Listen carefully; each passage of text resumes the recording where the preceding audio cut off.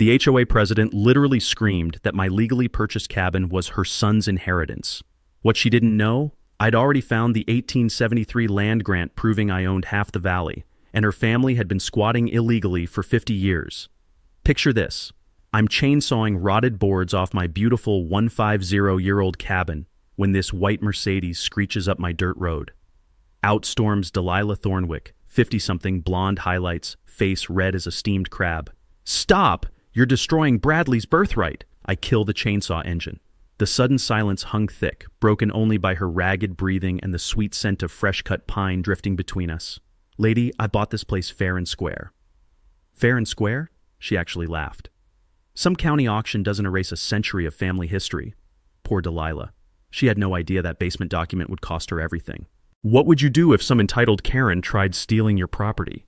"Drop your location below. Bet your town's got similar horror stories. Let me back up and tell you how I ended up in this mess.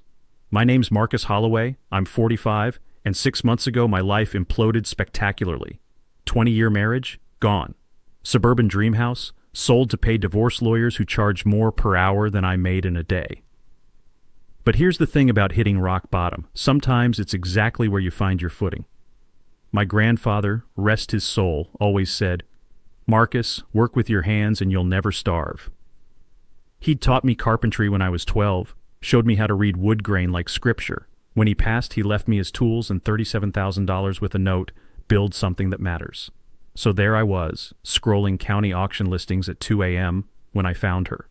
This gorgeous 1873 log cabin estate on 15 acres in Millbrook Valley, population 847, where old money meets new McMansions in an uncomfortable stare-down. The photo showed original chestnut logs and stone foundation, but clearly neglected. The musty smell of century-old timber hit me during the preview walkthrough. These weren't just logs, they were hand-hewn beams thick as my waist, fitted with craftsmanship you can't buy anymore. I ran my calloused fingers along those rough surfaces and felt something I hadn't experienced in years, pure possibility. Auction day was beautiful chaos. My $47,000 beat out some preppy kid in a BMW who kept texting frantically, probably begging mommy for more money. Clean title, verified paperwork, done deal. That's when Hurricane Delilah entered my life. Day 3 of renovation. I'm replacing rotted porch boards when this pristine white Escalade comes crunching up my gravel drive like it owned the place. Out steps perfection in designer jeans. Blonde highlights, manicured nails, expression like she'd stepped in something unpleasant. "Excuse me," she said, voice dripping honey over broken glass. "I'm Delilah Thornwick, president of the Millbrook Estates Homeowners Association. My husband Dean owns Thornwick Construction. Perhaps you've heard of us?" Ah, local royalty. That explained the attitude. I wiped sawdust off my flannel.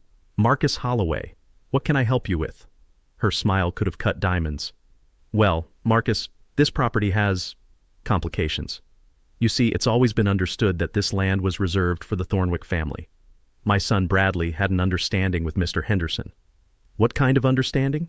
"A gentleman's agreement. Bradley was inheriting this property. It's been in our family's sphere of influence for generations." She said "our family," like announcing nobility. I pulled out my deed. "Ma'am, according to the county, Henderson died without heirs. That's why it went to auction." The mask slipped. Her country club smile vanished like smoke. "That auction was premature," she said coldly. "This property belongs with people who understand its significance, people who appreciate community standards." The way she said community standards while eyeing my work boots made my skin crawl. I'd heard that tone before, usually from supervisors explaining why blue-collar guys weren't management material. "Look, I understand you're disappointed, but I bought this legally. I'm not going anywhere." She pulled out her phone, tapped something quickly. "We'll see about that," she muttered, then clicked toward her SUV, heels tapping an angry rhythm on my stone walkway. Before climbing in, she turned back with that predatory smile. "Mr. Holloway, you clearly don't understand how Millbrook Valley works. We have standards here. I suggest you learn them quickly, or you'll find permits very difficult to obtain." The Escalade roared away, kicking up dust that coated everything. As I watched those taillights disappear, the afternoon air carried the distant hum of expensive lawnmowers and the lingering scent of her overpriced perfume. I should have known right then that Delilah Thornwick wasn't just upset about losing property. She was declaring war on someone she considered beneath her station. Big mistake, lady. I'd been fighting uphill battles my whole life. Turns out Delilah wasn't bluffing about those permits. Week 2 started with a phone call that made my coffee taste like ash. Mr. Holloway, this is Janet from the county building department. We seem to have misplaced your renovation permits. Misplaced. Right, like paperwork just grows legs and walks away. I drove to the county office where Janet, a nervous woman who wouldn't make eye contact, explained that my permits had been accidentally deleted during a routine computer update. She handed me a stack of forms thicker than a small-town phone book, the paper still warm from the printer. This'll take weeks to process, I said. Sorry, protocol. She glanced toward the back office where I could see someone's shadow moving behind frosted glass. 2 days later, while I was reorganizing my tools and cursing bureaucracy, a building inspector showed up unannounced. Frank Morrison, 40-something guy with a clipboard and the personality of wet concrete. Got complaints about unauthorized work, he said, boots crunching across my gravel drive like he was marching to war. What unauthorized work? I stopped everything when your office called. He walked my property like he was hunting violations with a metal detector. The sweet scent of sawdust still hung in the morning air from my last day of legal work, mixing with the earthy smell of October leaves and the faint diesel exhaust from his truck. Finally, he scribbled something and handed me a citation. Historical structure modifications without heritage approval. Improper waste disposal. He pointed at my burn pile. 2,300 in fines. Work stoppage order effective immediately. My blood pressure spiked. That's seasoned timber. I checked the burning regulations. Anonymous complaint says otherwise. He shrugged and walked away, leaving me standing there like I'd been sucker punched. That's when I remembered something my grandfather used to say. When someone's cheating, they're probably breaking their own rules too. Time to hit the books. The county archives smelled like old paper and forgotten dreams. I spent 3 hours digging through dusty records, my fingers getting black with decades-old ink stains. What I found made me laugh out loud, earning a sharp shush from the librarian who looked like she'd been cataloging since the Civil War. My cabin, built 1873. Millbrook Valley's first zoning laws. Established 1962. Nearly a century difference. I'd read enough legal documents during my divorce to know what this meant, but I needed professional confirmation. Eleanor Vasquez's law office was above Bob's Hardware, accessed by stairs that announced every visitor with theatrical creaks. Eleanor was 70-something, sharp as her letter opener, with silver hair and eyes that could spot bullshit from 3 counties away. Grandfathered structures, she said, reviewing my paperwork. Your cabin predates modern zoning by 90 years. They can't retroactively regulate what was perfectly legal when it was built.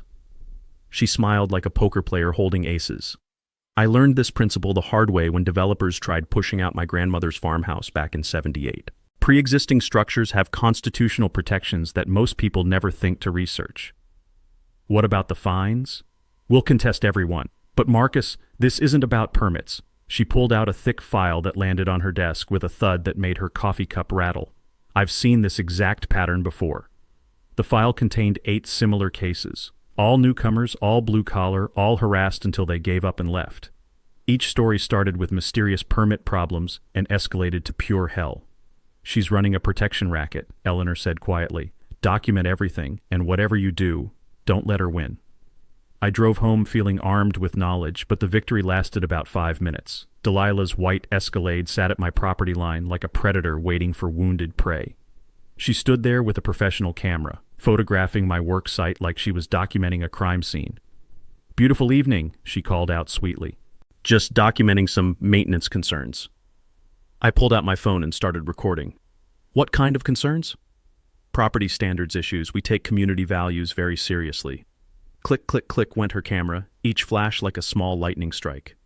Wouldn't want any undesirable elements affecting neighborhood property values. That word again. Undesirable. Like I was some kind of invasive species threatening her ecosystem. Mrs. Thornwick, this property isn't part of your HOA jurisdiction. Her smile never wavered, but something predatory flickered behind those perfectly made-up eyes. Everything in Millbrook Valley affects our community, Marcus. Everything. She climbed back into her SUV, then rolled down the window. Oh, and I'd be very careful about that burn pile. The fire department takes safety violations seriously, especially after anonymous tips. As her taillights disappeared into the gathering dusk, I stood there breathing in the evening air, wood smoke, autumn leaves, and the lingering scent of her expensive perfume mixing into something that smelled like trouble. This wasn't about permits anymore. This was war. Week 3 brought a new level of crazy I hadn't seen since my ex-wife tried to claim my grandfather's tools as marital assets. The Millbrook Valley Community Center buzzed with tension Tuesday night. I wasn't invited to the emergency HOA meeting, but Eleanor suggested I crash the party anyway. Public meetings, public property, she'd said with that shark smile. I slipped in through the back door as Delilah was setting up a PowerPoint presentation. The room smelled like burnt coffee and middle-class anxiety, with about 30 residents scattered across folding chairs that squeaked like tortured mice every time someone shifted nervously. "Ladies and gentlemen," Delilah began, clicking to a slide titled "Property Value Threats in Our Community." Her voice carried that fake sweetness that could give you diabetes. "We have a situation requiring immediate action." Click. A photo of my cabin appeared, shot from the worst possible angle to make it look like a meth lab. "This project threatens everything we've built here. Unregulated construction, fire hazards, and frankly, the kind of transient housing operation that attracts criminal elements." Transient housing? Lady, I was restoring Abe Lincoln's childhood home compared to these cookie-cutter McMansions. Click. Another slide. Proposed special assessment. $500 per household to fund legal protection of community standards.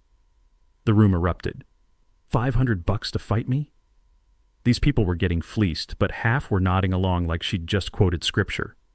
That's when Mrs. Henderson, 80-something widow in the front row, raised a shaky hand. "Excuse me, dear, but wasn't that cabin built by the original settlers? Shouldn't we be preserving our actual history?" Delilah's smile could have cracked glass. "Mrs. Henderson, we appreciate your vintage perspective, but historical sentiment doesn't override modern safety concerns." I'd heard enough. I stood up from the back, and every head turned like I'd just announced I had leprosy. "Since you're discussing my property," I said, walking forward through air thick enough to cut, "maybe I should clarify a few things." Delilah's face cycled through more colors than a traffic light malfunction. "This is a private HOA meeting," she stammered. "Posted as public notice," I replied, showing the community website on my phone. My attorney confirmed my right to attend. That's when Eleanor herself walked in, briefcase in hand and timing so perfect it seemed choreographed. The woman had flair. "Good evening, everyone," Eleanor said pleasantly. "I believe there's been some confusion about legal jurisdiction here." She opened her briefcase with a snap that echoed like a gunshot. "I've researched this HOA's incorporation documents. Fascinating reading." She held up the founding papers. "According to these filings, Mr. Holloway's property was never legally included in Millbrook Estates' HOA jurisdiction." The room went dead silent except for the fluorescent lights humming overhead like angry wasps. "Furthermore," Eleanor continued, savoring every word, "the previous property owner, Mr. Henderson, was illegally charged HOA dues for 17 years. This organization has been collecting fees from someone who was never actually a member." Bradley Thornwick shot up from his chair like someone had electrocuted him. "That's impossible. My family has managed this community for decades." "Managed, yes," Eleanor said mildly. "Legally governed? Different story entirely." I watched Delilah's master plan implode in real time. Her PowerPoint presentation had just become evidence of harassment, and the realization was written across her face in permanent marker. "This is targeted harassment," she said, voice shaking like autumn leaves.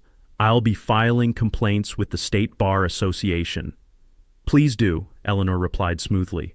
"I'll save you the research time on my 30-year track record fighting exactly this kind of municipal overreach."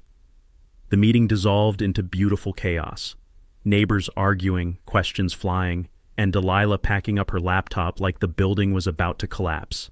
As people filed out, I caught fragments of conversation that sounded surprisingly supportive. Bob Kettering stopped by my chair, the scent of hardware store oil still clinging to his work shirt. "Hell of a show," he said quietly. "Been waiting years for someone to stand up to that woman." "Count me in if you need community support," added Martha Caldwell, the retired teacher whose eyes sparkled with rebellious joy. Outside in the parking lot, Delilah cornered me by my truck. The October air was sharp enough to sting your lungs, and her breath came out in angry puffs like a steam engine. "You think you're clever," she hissed, "but you have no idea what you're dealing with. My family built this community. We know every county commissioner, every state legislator, every business owner who matters." "Must be nice having connections," I said, climbing into my truck. "Too bad none of them can redraw legal property lines." As I drove home through the crisp night air, tasting victory mixed with the distant scent of someone's fireplace, I felt like David after nailing Goliath right between the eyes. That feeling lasted exactly 12 hours. Wednesday morning brought the melodious sound of heavy machinery at 6 a.m., followed by my water pressure dropping to what I can only describe as geriatric garden hose. I stumbled outside in my work boots and bathrobe to find a Thornwick construction crew repairing the main water line along my property boundary. Dean Thornwick himself stood there in a pristine hard hat, supervising like he was orchestrating the D-Day invasion instead of supposedly fixing a pipe that had worked perfectly fine yesterday. "Morning, Marcus," he called out with the fake cheerfulness of a used car salesman. "Sorry about the early start. Emergency water main repair. Should have you back to normal pressure by, Friday maybe? Friday. Just long enough to make restoration work impossible for the rest of the week." These people had the subtlety of a sledgehammer to the face. "Funny how these emergencies always happen on my property line," I said, watching his crew work with the practiced efficiency of people who'd choreographed this dance before. Dean shrugged, hard hat gleaming in the morning sun. "Infrastructure's old around here. Things break when you least expect it." By noon, I'd lost 3 supplier relationships faster than a politician loses promises after Election Day. Bob's hardware was still solid, but the lumberyard, electrical supply, and plumbing distributor all called with variations of the same rehearsed script. "Sorry, Marcus, but we're experiencing delivery issues in your area." Delivery issues. In a town of 847 people where you could spit from Main Street to the county line.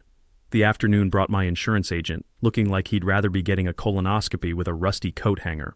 "Marcus, we've received anonymous reports about safety violations on your property. Fire hazards, structural concerns, environmental issues." "What specific violations?" He scrolled through his tablet, the screen reflecting off his nervous sweat. "Open burn piles near structures, unpermitted electrical work, foundation modifications without engineering approval." He looked up apologetically. "We'll need to send an inspector. Until then, your coverage is suspended." Suspended, so if my cabin mysteriously caught fire, I'd be holding the bag. How convenient. That evening, I installed security cameras around my property, basic motion-activated units from Bob's store. I was testing the night vision when my phone rang with a number I didn't recognize. "Marcus, Police Chief Rita Gonzalez. We need to talk." 30 minutes later, Chief Gonzalez sat in my kitchen, declining coffee, and radiating the kind of discomfort usually reserved for root canal patients. Mid-40s, professional, with tired eyes that had seen too much small-town bullshit. "I'll be straight with you," she said, the smell of her patrol car's diesel exhaust still clinging to her uniform. "I've been getting pressure to investigate complaints about your property, noise violations, environmental concerns, suspicious activity." "What kind of suspicious activity?" "The reports are deliberately vague, but Marcus, I've been wearing this badge for 15 years. I know organized harassment when I see it." She leaned forward, voice dropping. "Document everything, times, dates, witnesses, and watch your back." After she left, I sat on my porch in the cricket-filled darkness, listening to the distant hum of overpriced air conditioning units cooling overpriced houses. The sweet scent of honeysuckle drifted on the evening breeze, mixing with lingering diesel fumes and the faint smell of my own anger. That's when I noticed the slow-rolling car. Then again, and again. The 4th pass, I was ready with my phone camera. Bradley Thornwick's BMW crawled past at about 5 miles per hour, interior light blazing, so I could see him photographing my property like some discount private investigator. The kid had all the stealth skills of a marching band. Friday morning brought my water pressure back, along with a business card tucked under my windshield wiper like a passive-aggressive love note. "Thornwick Construction, we buy properties fast, cash offers." The sheer audacity made me laugh out loud.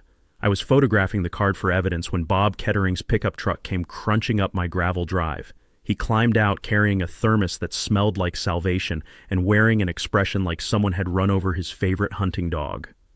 "We need to talk," he said, voice tight as a guitar string. Inside my kitchen, Bob poured coffee with hands that trembled slightly. "Dean Thornwick paid me a visit yesterday. Made it crystal clear that my business depends on maintaining good community relationships." He looked up with eyes full of shame and fury. "He's cutting off my supplier credit if I keep helping you." "Bob, you don't have to—" "Like hell I don't." His voice gained strength like an engine warming up. 30 years I've been in this town, and I won't be bullied by some trust fund prince and his psycho wife." He pulled out a manila envelope thick with secrets. "Besides, I found something you need to see." Inside were photocopies of building permits going back 5 years. All Thornwick construction projects, all approved in record time. Notice anything about those approval dates? Bob asked. Every single permit bore the signature of Frank Morrison, the same inspector who'd cited me for imaginary violations. Same guy, same rubber stamp, same rigged game. Sweet Jesus, I whispered. They've got the whole system bought and paid for. Saturday morning, I was down in the basement wrestling with a sagging floor joist when my crowbar punched through what I thought was solid stone foundation. Instead of the satisfying thunk of metal on rock, I heard a hollow echo that made my stomach flip like I'd just found buried treasure, which, as it turned out, I had. Behind that loose stone was a cavity about the size of a shoebox, and inside sat a leather-wrapped bundle that looked like it had been waiting since Abraham Lincoln was splitting rails. I carried it upstairs with hands shaking worse than a first-time skydiver. The leather was cracked but intact, bound with rawhide strips that felt like touching history itself. The whole thing smelled like old paper, leather oil, and secrets that had been fermenting for 150 years. Inside were documents that made my knees buckle. The first was an official territorial land grant dated September 15th, 1873. Signed by the territorial governor himself, sealed with red wax that had somehow survived in that stone time capsule. The paper was thick as cardboard, official as a Supreme Court ruling, and absolutely authentic looking. But it was the name that made me sit down hard on my kitchen floor. Granted to Ezekiel Holloway and his heirs in perpetuity. Holloway. My family name. Holy shit. The land description was written in that flowery 19th century lawyer language that takes 20 words to say what normal people say in 5. But the boundaries were crystal clear, starting from the great oak by the creek bend and extending 50 acres north to the ridge line, encompassing timber rights, mineral rights, and water rights in perpetuity. 50 acres.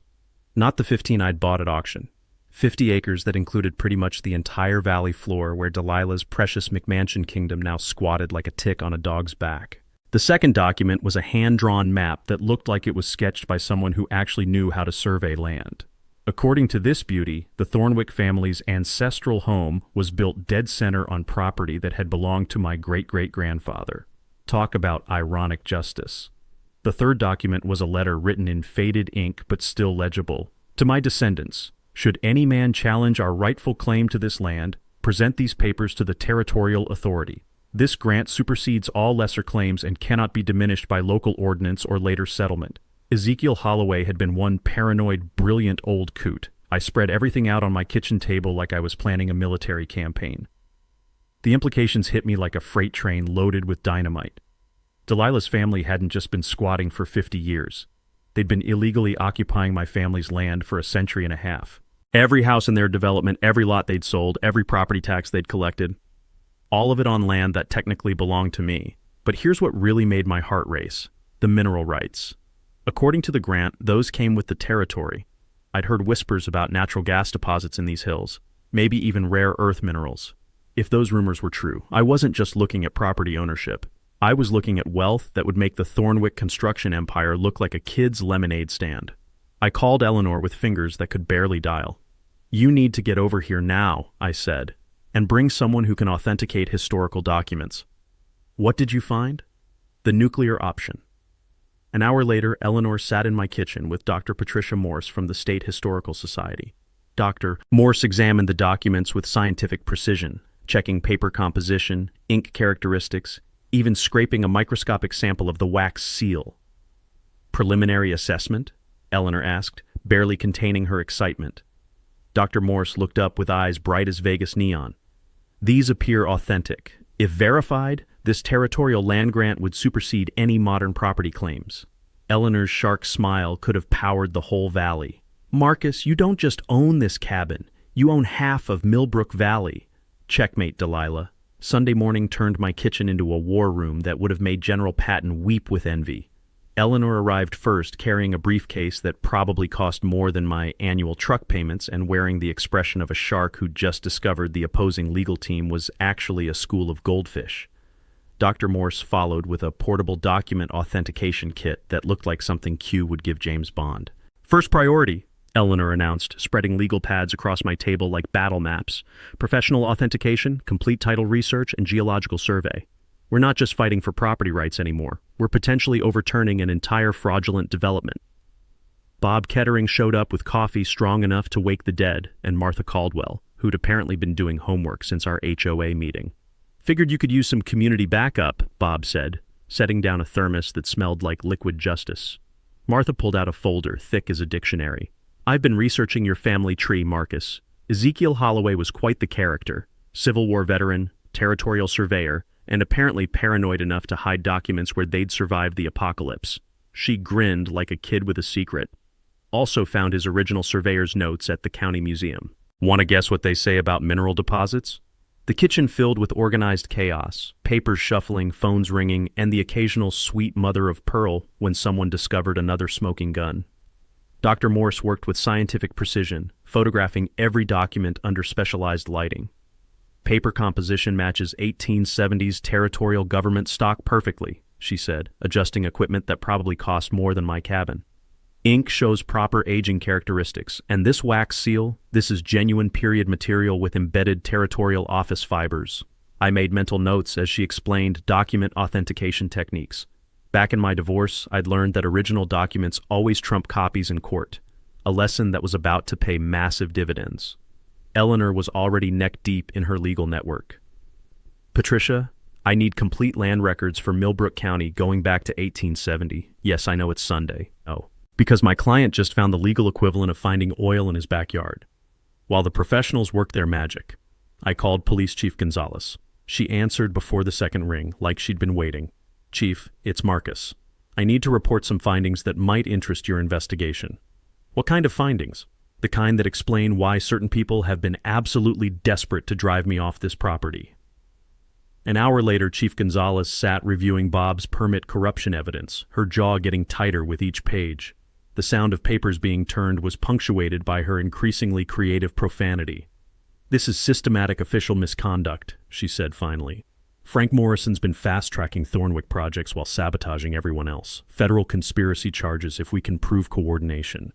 Here's something I'd learned during my corporate days. Document everything with timestamps, because pattern evidence is what wins in court.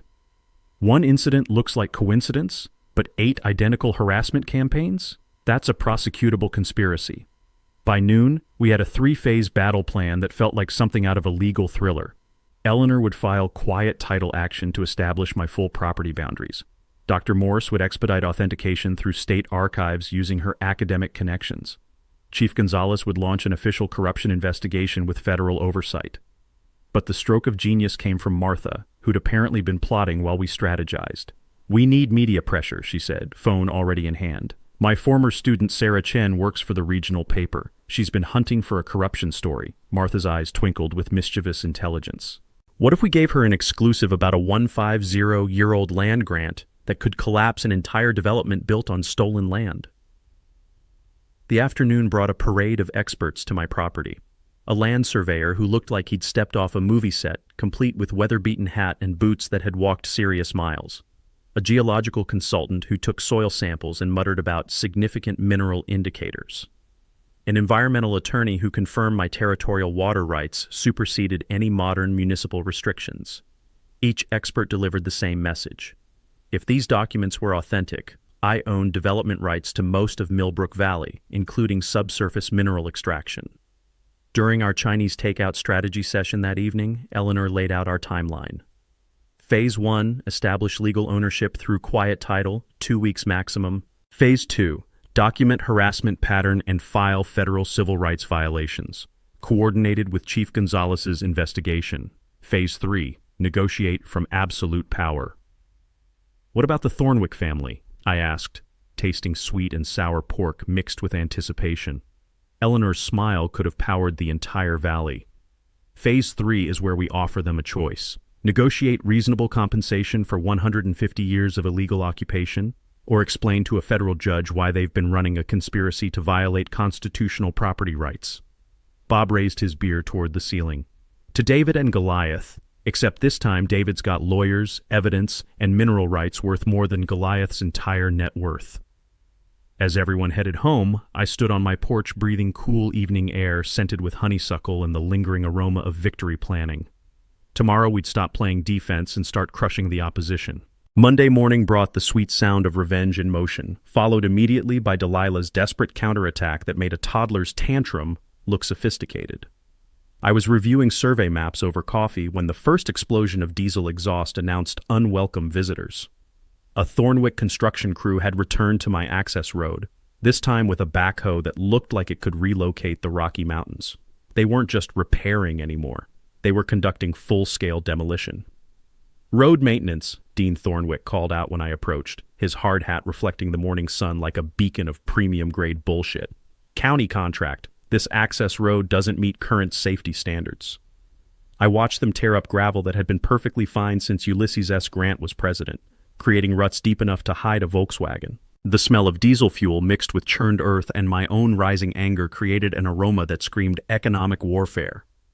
"Funny timing," I said, phone already recording. "Day after I file legal papers establishing ownership of half the valley." Dean's smile had all the warmth of a morgue freezer. "Pure coincidence. Should be fixed by, couple weeks maybe, weather permitting." 2 hours later, my septic system backed up with the enthusiasm of a broken dam. The emergency plumber, one of the few contractors not terrified of Thornwick retaliation, found something that made him curse in 3 languages. "Someone stuffed a bunch of rags down your cleanout," he said, pulling out what looked like an entire wardrobe. This was intentional sabotage, no question about it. The repair bill, $4,000. The message, "We can make your life hell in ways you haven't imagined yet." That afternoon brought a parade of official harassment that would have impressed Stalin's secret police. State environmental inspector checking for chemical contamination. Fire department safety officer investigating structural hazards. County health department official documenting sanitation concerns. Even some poor bastard from the agriculture department checking for unpermitted livestock operations. I didn't own any livestock unless you counted the family of raccoons that had adopted my garbage cans. Each inspector arrived with suspicious timing, identical vague, anonymous complaints, and barely concealed disappointment when they found nothing wrong. The sound of clipboards scraping against citation forms became the soundtrack of bureaucratic persecution. "This is military-level coordination," Eleanor said when I called after Inspector Number 6 left empty-handed. "They're carpet bombing you with regulatory harassment, hoping something explodes in their favor. Or hoping I'll crack under pressure and take their money. Wrong target. I've been watching you operate, Marcus. You're the kind of stubborn that gets historical monuments built." That evening, while I was grilling a burger and pretending my life wasn't under siege, I spotted movement in my tree line. Security cameras don't lie, and mine showed 3 figures in dark clothing moving through my woods like discount ninjas having their first stealth lesson. I grabbed my brightest flashlight and walked toward them, making enough noise to announce my presence to half the county.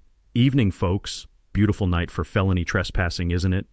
The sound of bodies crashing through underbrush was like listening to a bear having a nervous breakdown. I found their abandoned supplies, spray paint cans, what looked like sugar for my gas tank, and a professional camera with telephoto lens that probably cost more than my truck. But here's where their desperation really showed. Bradley Thornwick's wallet, complete with driver's license, credit cards, and a membership card to some exclusive country club I couldn't pronounce. "Amateur hour," I said to the darkness, pocketing evidence that would make Chief Gonzalez very happy. Tuesday brought the bribery attempt I'd been anticipating like Christmas morning. Dean Thornwick arrived wearing his Sunday best and carrying a briefcase that suggested we were about to discuss serious money. "Marcus, let's be reasonable men here," he said, settling into my kitchen chair like we were discussing last night's ball game. "You've proven your point. You're a fighter. We respect that tremendously." He opened the briefcase with theatrical flair, revealing more cash than I'd seen since my divorce settlement. Neat stacks of hundreds that smelled like desperation marinated in old leather and broken dreams. $200,000, cash, for you to walk away quietly. Keep your dignity, start fresh somewhere that appreciates your talents. I stared at that money, enough to buy a nice house, new truck, maybe a vacation somewhere that didn't involve lawyers and property disputes. For exactly 10 seconds, it was genuinely tempting. Then I remembered the 8 families they'd driven out before me.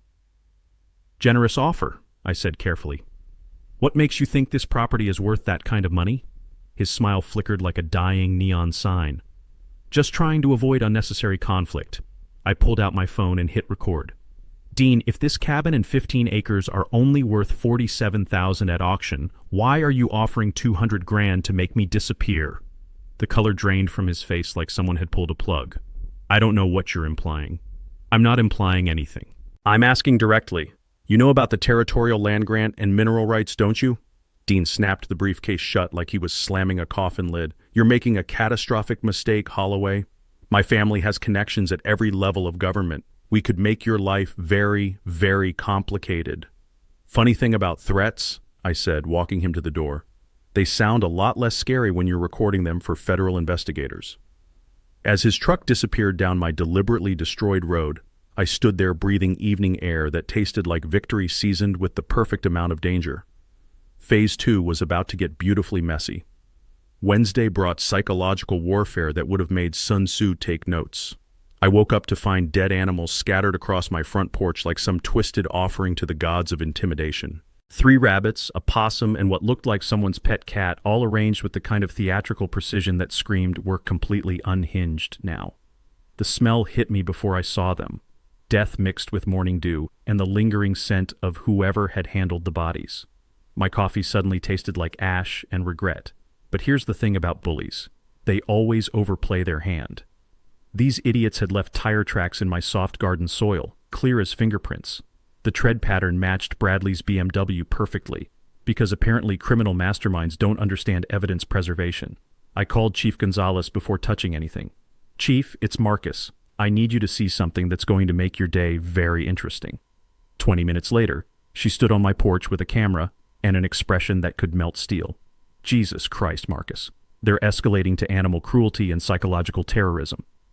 Gets better. Check out the tire tracks by my garden. She photographed everything with the methodical precision of someone building a federal case.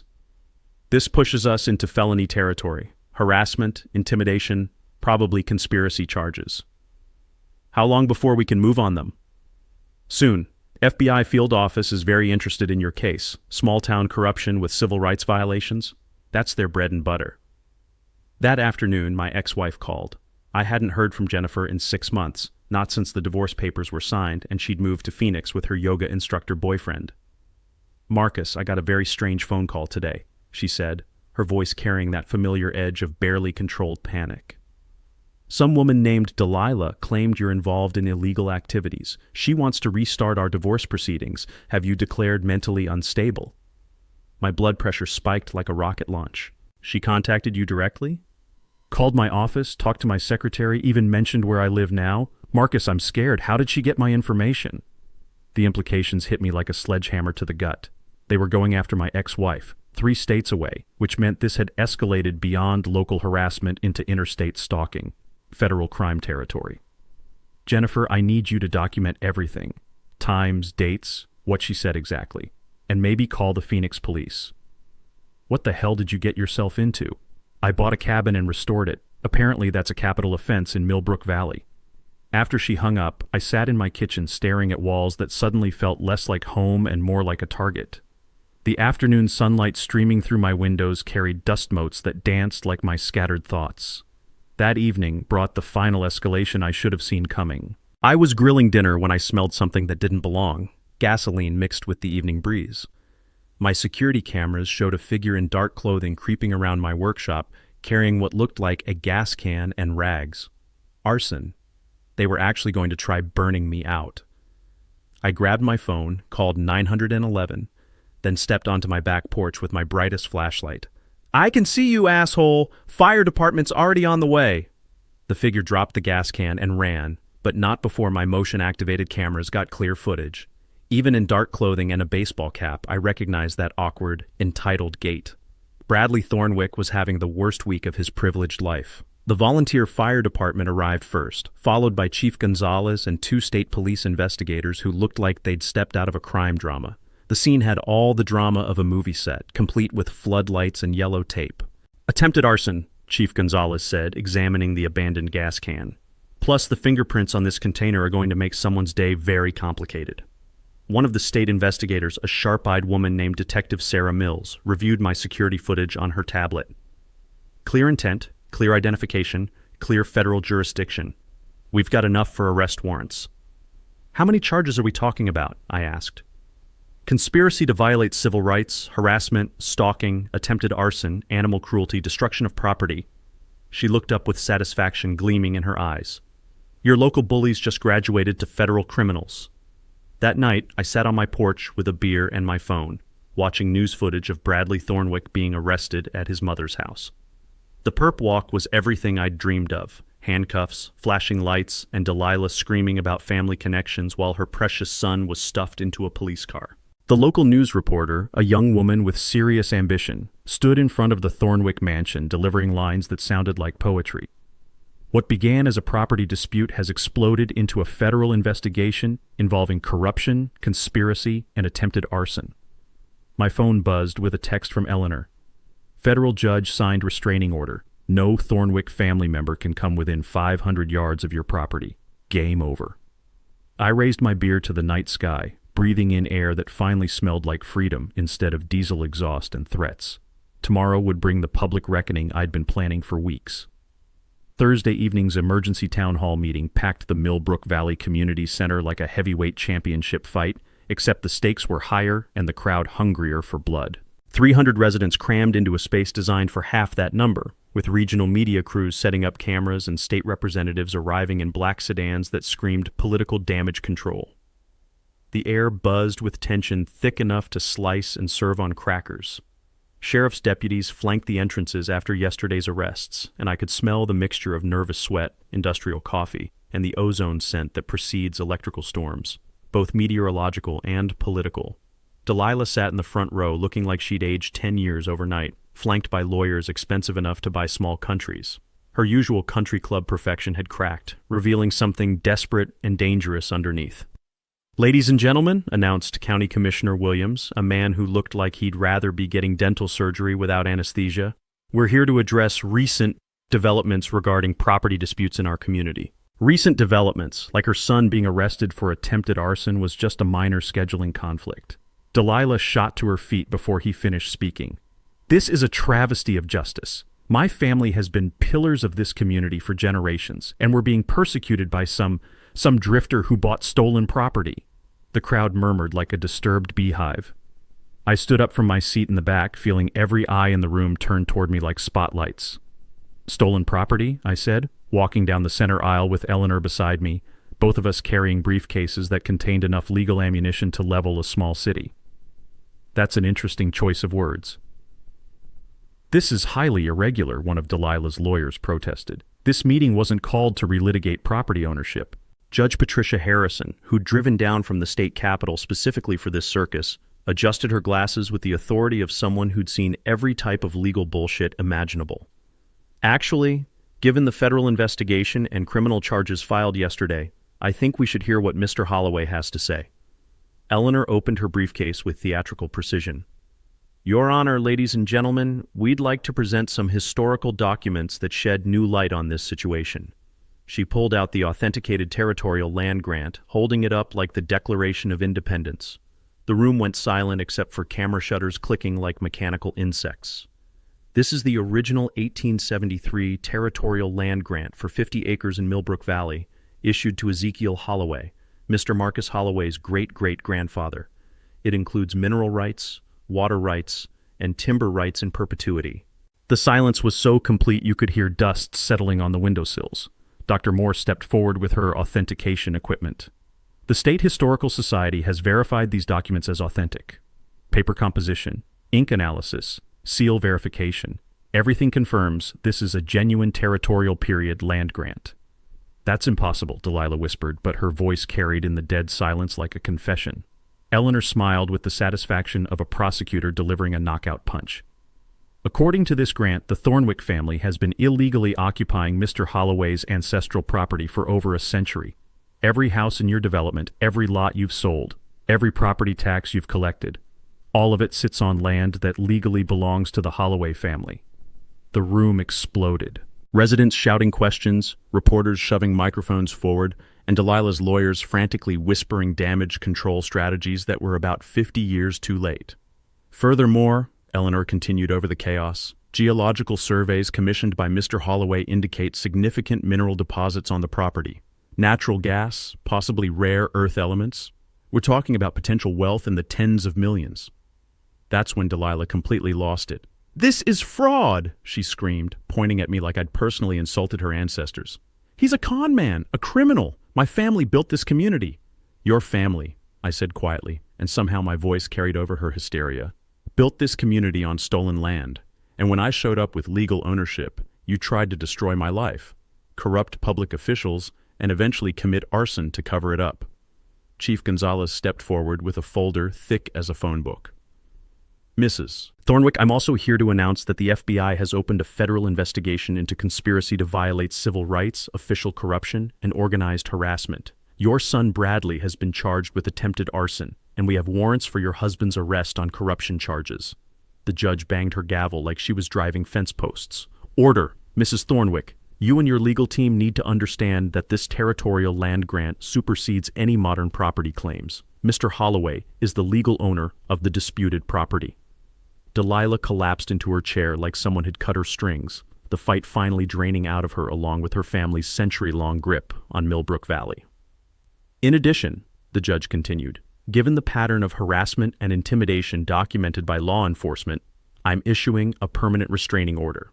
No member of the Thornwick family may approach Mr. Holloway or his property." As the crowd filed out, buzzing with shock and vindication, I stood there breathing air that finally tasted like justice served with a side of sweet, sweet revenge. 6 months later, I stood on the restored porch of my cabin, watching the first annual Millbrook Valley Heritage Festival unfold across the meadow where Delilah's McMansion development used to cast its ugly shadow. The Thornwick family had accepted a plea deal that read like poetic justice. Dean got 2 years for corruption and conspiracy. Bradley received probation and community service, specifically 500 hours helping restore historical properties. Delilah herself faced federal civil rights charges and agreed to sell their construction company to pay restitution to the 8 families they'd driven out over the years. But the real victory was watching my community heal. Martha Caldwell had organized the Heritage Festival with the enthusiasm of a woman who'd waited 70 years to celebrate authentic local history instead of manufactured country club nonsense. The air filled with the sounds of bluegrass music, children laughing, and the sizzle of Bob Kettering's famous barbecue that smelled like heaven seasoned with redemption.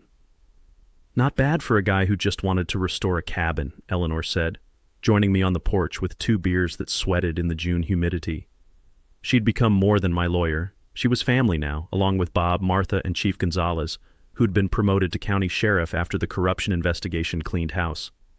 The cabin itself had become something magical. With the mineral rights lease money, turned out those gas deposits were worth about $12 million.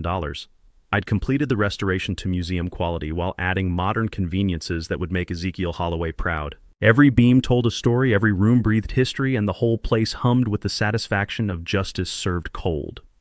"You know what the best part is?" I asked Eleanor, watching families explore the heritage center we'd built in the old barn. "Those kids are learning real history. Not some sanitized country club version, but the actual story of ordinary people building extraordinary things." The Heritage Center had become a regional attraction, drawing visitors from 3 states to see authentic 1870s craftsmanship and learn about territorial period settlement.